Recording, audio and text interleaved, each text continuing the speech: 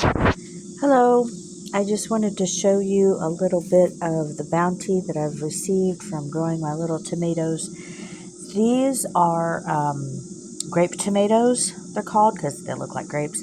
They're delicious. I grew a plant of those, and then I've got bigger tomatoes and so forth. And then this is the very first squash that I got off of my squash plant. He's good size. That's dinner right there. I had some other veggies and yummy.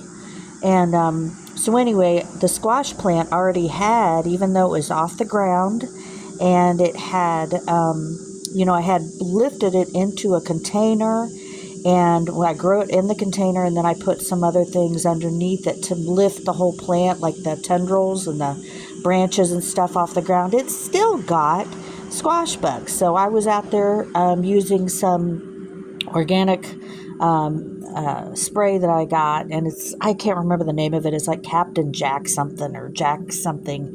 Anyway, it works. It works pretty good. I'm going to see how well it works because, like I said, this is the first one and hopefully not the last, because there's a bunch of flowers out there on my squash plant. So I'm very excited for that. And then these are just some of the tomatoes. There's a lot more, actually. I was going to show you more. These are my tomato plants that I think are doing really well. I've gotten a bunch of tomatoes off of this plant. This is a big one. And they're all kinds of different names. Beef ones, and oh God, there's so many. But I've got two plants in here, and you can see, if I can see with my hand, I'll show you. This guy, he's getting bigger. These two, and I pulled, I think, 6 off of here a couple of days ago. They're getting bigger. And then these are the combination of, I've got bunches of blooms too, for the grape ones, and these other larger ones in the same pot, which I usually wouldn't recommend, but I kind of ran out of dirt and space and whatnot. And then these are Roma tomatoes. These are kind of my favorites because they're very beefy, they're very meaty, but they're called Romas. And see how long they are? I love these guys. They're really yummy. And what I was going to show you is I am fertilizing these. These are eggshells that I have in here, and these are dried banana peels. And when you first plant these plants, these tomato plants especially, it's good to put crushed up eggshells and potassium. These eggshells are provide they provide calcium for the plant. And on the bottoms of some of the tomatoes, well, you can't really see. It's hard to see the bottom of this. But they will get a big brown spot on the bottom. And it's something to do with the lack of calcium in the plant, I believe. So I put dried eggshells and dried banana peel, and I put them in these pots before I put the actual tomato plant in.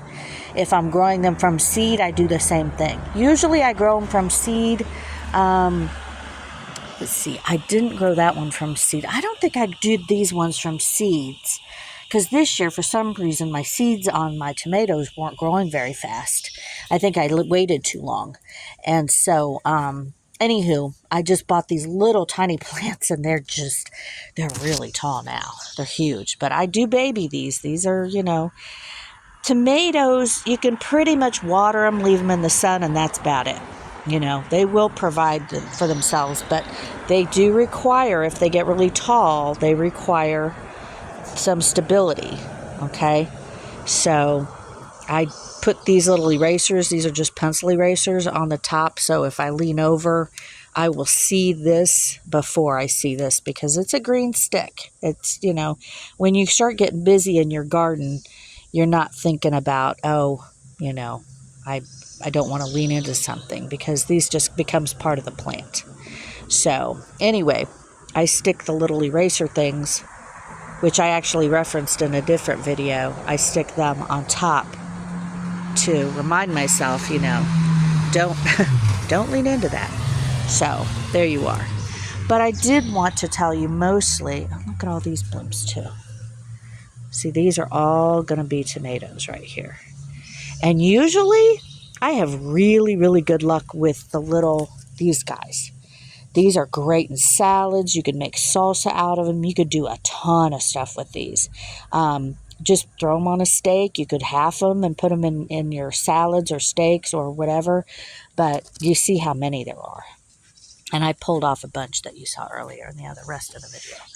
So, anywho, the whole thing was I just wanted to show you that even after the plant is already planted, I'm still putting more eggshells. And all I did is I got my scissors because I didn't have something to dig with. So I just got my scissors, and because I had to cut up my pieces of banana here because I used up all my other ones that I had in this bag. I just keep them in a bag. Every time I fry some eggs or whatever, I just throw the eggshells in this bag, leave them outside and on the porch to get crunchy. See, these are fresher ones because I just did those a couple days ago. If I dig down in here, yeah, those are nice and crispy.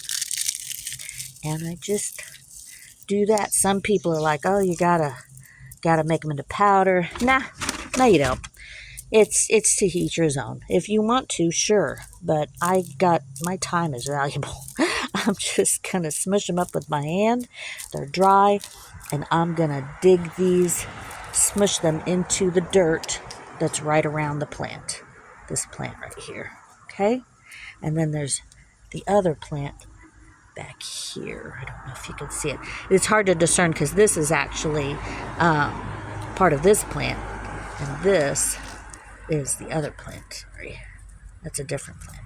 So I'm just trying to fertilize, and it's, of course, all natural fertilizer, not a big deal. So you're getting the calcium from the eggs and the potassium from the banana peels, okay? So I'm just, like I said, I'm just going ahead and putting these in here, and I thought I'd share that with you because I'm just trying to feed my plant and make sure that he keeps producing tomatoes without any,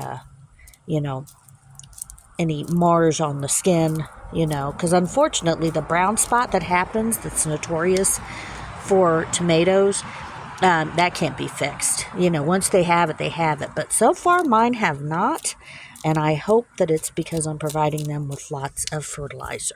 So, like this stuff you couldn't really put too much in. I'm just doing some. And I also have another organic fertilizer because we are eating these, so I don't want anything chemically. And then I forgot to show you the other guy. I haven't done him yet. And the straw. This straw helps keep that dirt nice and moist, right? Because it is hot summer. It's about 90 here right now. And so all I'm doing is pushing this aside. Sorry, it's hard to do with my one hand. But I just wanted to show you what I'm doing, just fertilizing my tomatoes. Oh, there's another guy hanging down there. He's hiding a little bit. There he is. So they're very heavy. They're very big. These are the Romas. And they start out like this, and they end up like this. So I try to let them get red on the vine if I can. If you can. If not, it's okay. If you grab them and they come off in your hand, then they're ready to come off. They're just ready. This guy, he's not coming off easily, so I'm going to leave him alone. That's a good test to use when you're growing tomatoes.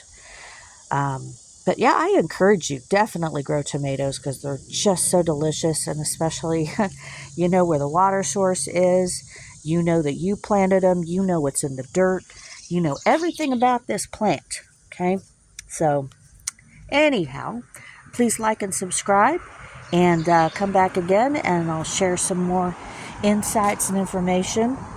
I hope you enjoyed this video, so please leave comments. Thank you so much.